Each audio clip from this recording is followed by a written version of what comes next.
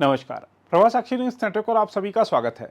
महाराष्ट्र में सत्तारूढ़ महायुति की सत्ता में वापसी कराने वाली लाड़की बहन योजना के भविष्य पर मंडराते संशय के बादलों के बीच राज्य के उप मुख्यमंत्री अजित पवार ने कहा है कि महिलाओं को वित्तीय सहायता प्रदान करने की सरकार की लाड़की बहन योजना जारी रहेगी और इसे खत्म करने का कोई सवाल ही नहीं है।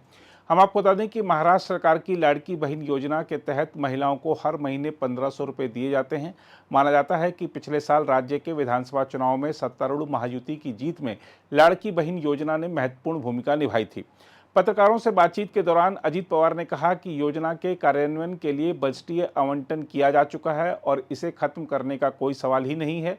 हम आपको यह भी बता दें कि इससे पहले राज्य की महिला और बाल विकास मंत्री अदिति तटकरे ने कहा था कि योजना के तहत दी जाने वाली सहायता राशि में कोई बदलाव नहीं किया गया है, लेकिन अन्य योजना के तहत पहले से ही 1000 रुपये प्राप्त कर रही 7.74 लाख महिलाओं को 500 रुपये दिए जा रहे हैं।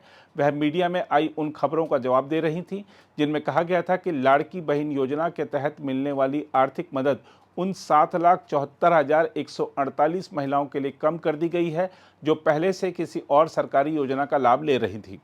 इस बीच शिवसेना युवती नेता आदित्य ठाकरे ने दावा किया है कि महाराष्ट्र सरकार की प्रमुख लाड़की बहन योजना लगभग खत्म हो गई है और सत्तारूढ़ सरकार लाखों महिलाओं को लाभार्थी सूची से हटाने की योजना बना रही है।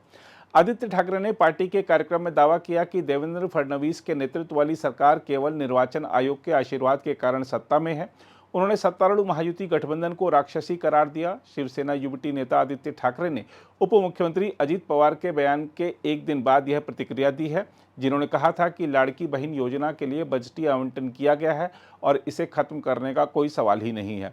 आदित्य ठाकरे ने कहा, इस बात पर चर्चा चल रही है कि क्या राशि घटाकर 500 रुपये कर दी जाए या लाभार्थियों को 1500 रुपये दिए जाते रहें।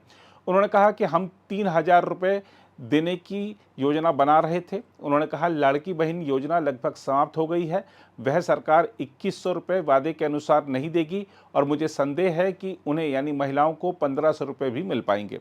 आदित्य ठाकरे ने कहा, आपको शर्म आनी चाहिए कि भारी बहुमत के साथ सरकार बनाने के बाद आपने सरकार के पहले बजट में किसी भी चुनावी वादे को पूरा करने की घोषणा नहीं की। राज्य के पूर्व मंत्री आदित्य ठाकरे ने दावा किया कि सरकार लाड़की बहन योजना की लाभार्थी सूची से लाखों महिलाओं को बाहर करने की योजना बना रही है। शिवसेना युवती नेता ने कहा कि उन्होंने लाखों महिलाओं को इस योजना से हटा दिया है। वे उन खातों से पैसे वापस ले रहे हैं जिनमें पैसा हस्तांतरित किया गया था। उन्होंने कहा, मैंने यह भी सुना है कि पुलिस घोटाले के लिए महिलाओं के खिलाफ कार्रवाई भी करेगी। दूसरी ओर कांग्रेस ने महाराष्ट्र में लाड़की बहन योजना के तहत राशि घटाए जाने के दावे वाली खबर को लेकर बीजेपी पर निशाना साधा और आरोप लगाया कि यही बीजेपी का जुमला मॉडल है। पार्टी महासचिव जयराम रमेश ने जिस खबर का हवाला देकर बीजेपी पर निशाना साधा, उसमें कहा गया है कि इस योजना के तहत 8 लाख महिलाओं की सहायता राशि 1500 रुपये से घटाकर सिर्फ 500 रुपये प्रतिमाह कर दी गई है। जयराम रमेश ने एक्स पर पोस्ट किया, यही है बीजेपी का जुमला मॉडल। चुनाव के समय लाडली बहना की याद आती है, लेकिन चुनाव बीतते ही उस बहना से मुंह मोड़ लिया जाता है। मोदी सरकार की नीतियों ने आम आदमी की आमदनी पहले ही कम कर दी है। ऊपर से महंगाई की मार ने गृहिणियों और आम महिलाओं के लिए घर चलाना और मुश्किल कर दिया है। उन्होंने दावा किया कि सरकार का संदेश साफ है कि एक हाथ से पूंजीपति मित्रों पर पैसे लुटाओ और दूसरे हाथ से जनता की जेब काटो। जयराम रमेश ने कहा, नतीजा यह है कि आज देश में लाखों परिवार कर्ज के बोझ तले दबे हैं, उन पर उधारी बढ़ती जा रही है। आम महिलाएं घर चलाने और बच्चों की परवरिश के लिए अपना सोना गिरवी रखकर ऋण लेने के लिए मजबूर हैं।